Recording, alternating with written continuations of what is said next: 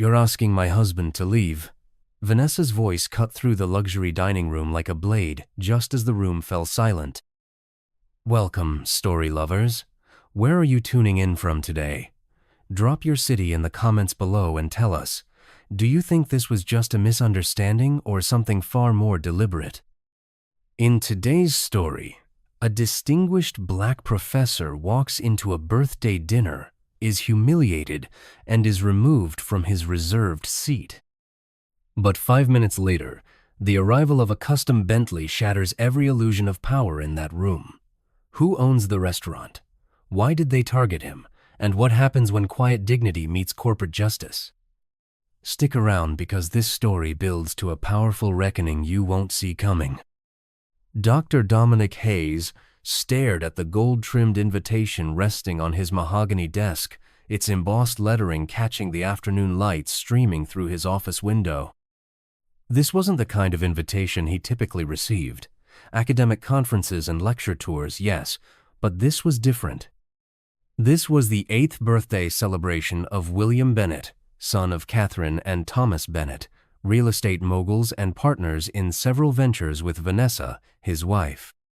The event was being held at Sapphire Crown, Boston's most exclusive restaurant, where reservations required connections and the menu prices were conspicuously absent.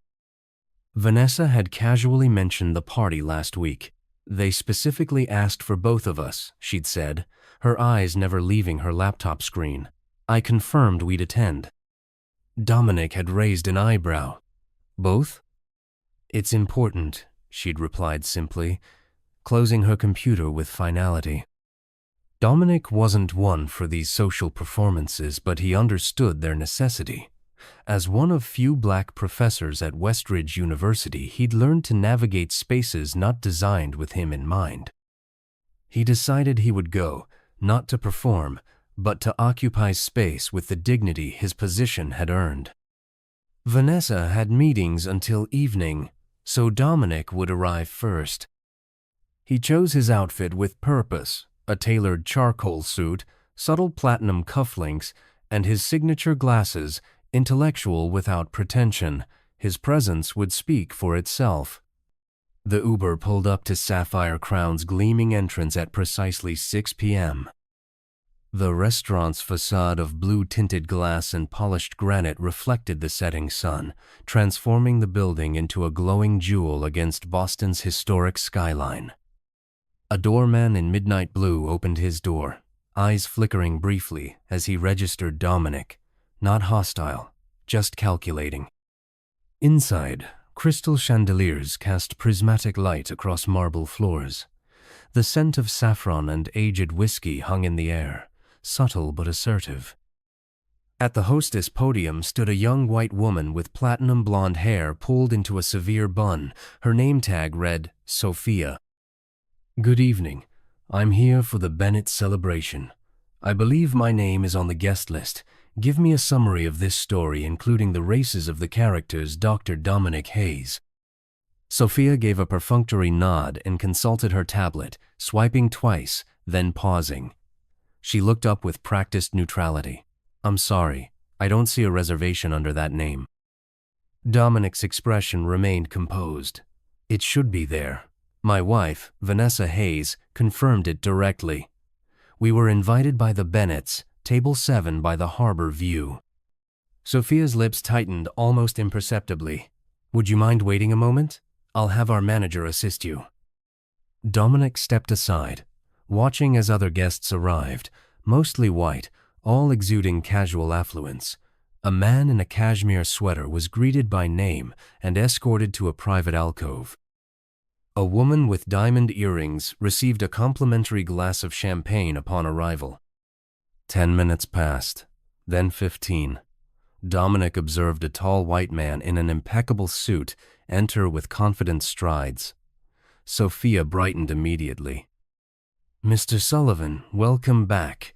We have your favorite table ready, table 7. Dominic's heart thumped once, hard. Excuse me, he said, voice measured, but that's the table my wife reserved for me.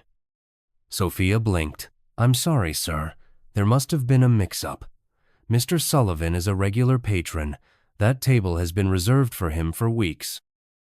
Dominic looked at Sullivan, then at the manager approaching from behind the hostess stand, a woman in her 50s with silver-streaked hair and a tailored navy pantsuit. Her name tag read, Elizabeth Harrington. "Is there a problem?" Elizabeth asked, her gaze sliding past Dominic to address Sophia. "This gentleman believes there's been a reservation error," Sophia explained, emphasis on believes. Elizabeth gave Dominic a practiced smile. "We can seat you near the kitchen. It's quieter there." Dominic felt his shoulders tighten. "You're offering me the kitchen while someone else sits at the table reserved in my name." Elizabeth's smile didn't waver. "We do our best to accommodate all guests, but sometimes adjustments are necessary." The implication hung in the air, unspoken but clear. In this establishment, he was the adjustment. Just as Dominic opened his mouth to respond, just as Elizabeth gestured subtly to security, the distinctive purr of a custom Bentley engine echoed from outside. The front doors swung open, and the atmosphere in Sapphire Crown shifted like air before a storm.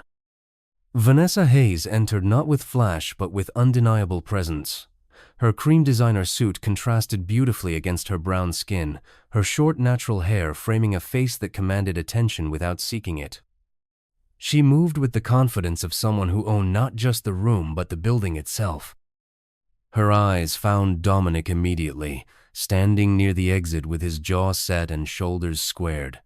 Something flickered across her expression, not surprise, but cold recognition of a familiar pattern.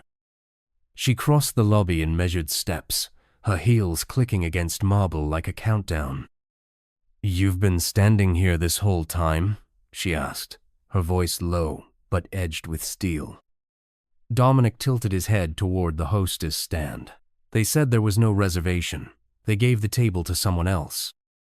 Vanessa turned slowly toward Elizabeth, who had taken a half-step backward. "You gave away the table my husband reserved." Elizabeth cleared her throat. "There seems to have been a misunderstanding, Mrs. Hayes. We didn't realize this gentleman was your husband."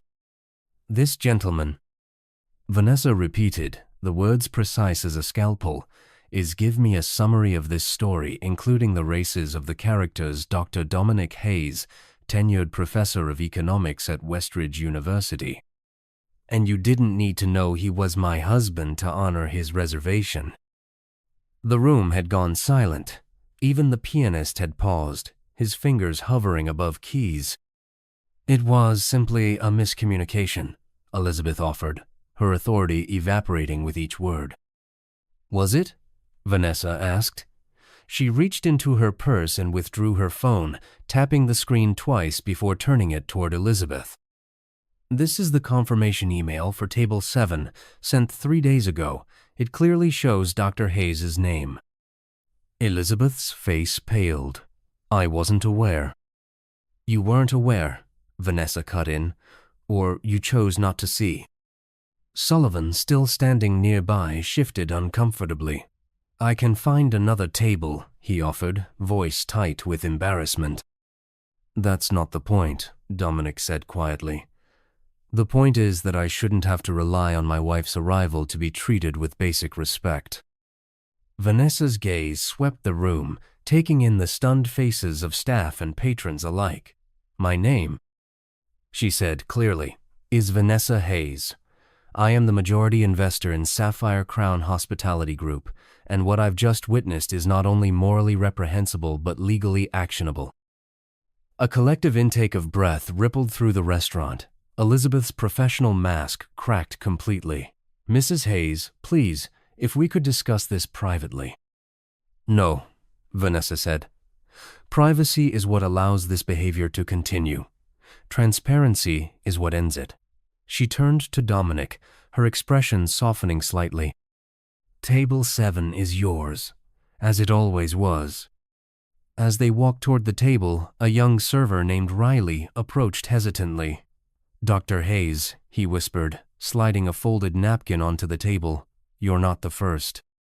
Inside were 3 words: "Documentation exists. Ask." The next morning, Boston's social media erupted with eyewitness accounts of what was now being called the Sapphire Incident. By noon, 5 former employees had come forward with evidence of systematic discrimination in seating practices. By evening, the Sapphire Crown board was in emergency session with Vanessa Hayes presiding. Elizabeth Harrington sat alone at the end of the conference table, her resignation letter already drafted but unaccepted. Vanessa didn't want resignation, she wanted reformation. "This isn't about one incident," Vanessa said, projecting a spreadsheet onto the wall screen. "This is about 23 documented cases where guests of color were relocated, delayed, or lost in the system. In 19 of those cases, their tables were reassigned to white patrons who arrived later." The board members shifted uncomfortably. One cleared his throat. "We had no idea." "That's the problem," Dominic interjected from his seat beside Vanessa. "Not knowing becomes its own form of complicity." 3 weeks later, Sapphire Crown reopened with new policies, transparent reservation systems, bias training, and a transformed staff structure that elevated previously overlooked employees. The menu now featured the cultural origins of each dish, acknowledging the diverse culinary traditions that luxury dining often appropriated without credit. The Sullivan family, embarrassed by their unwitting role in the incident, had donated to Dominic's scholarship fund for underrepresented economics students. The Bennetts had publicly committed to auditing their own business practices. On the night of the reopening, Dominic and Vanessa returned to table 7. As they were seated, Riley, now floor manager, handed them the evening's first course. "The chef created this specially," he explained. "It's called reclamation. Ingredients that were once stolen from their native lands now returned to their original preparations with respect." Dominic smiled. "Perfect." As they dined, other patrons stopped by their table, some to apologize, others to thank them, all acknowledging that something fundamental had shifted, not just in Sapphire Crown, but in themselves. Later that evening, as they stood on the restaurant's terrace overlooking Boston Harbor, Vanessa slipped her hand into Dominic's. "Was it worth it?" she asked. Dominic considered the question, watching boats glide across dark water. It wasn't about worth. He finally said, "It was about necessity. Some tables you sit at not because you want to, but because someone needs to show it can be done." Below them, the city continued its rhythm, unaware that in one restaurant, the geography of power had been redrawn, not with grand gestures, but with the simple insistence that a reservation made was a promise to be kept, regardless of who made it. Because sometimes the most revolutionary act isn't claiming a new seat at the table. It's refusing to move from the one that was already yours. Thank you for joining us on this journey of dignity, courage, and transformation. If this story resonated with you or reminded you of experiences you've witnessed, share your thoughts in the comments. Don't forget to like, subscribe, and turn on notifications so you won't miss our next story that might just change how you see the world. Until then, remember, your seat at the table isn't a privilege, it's your right.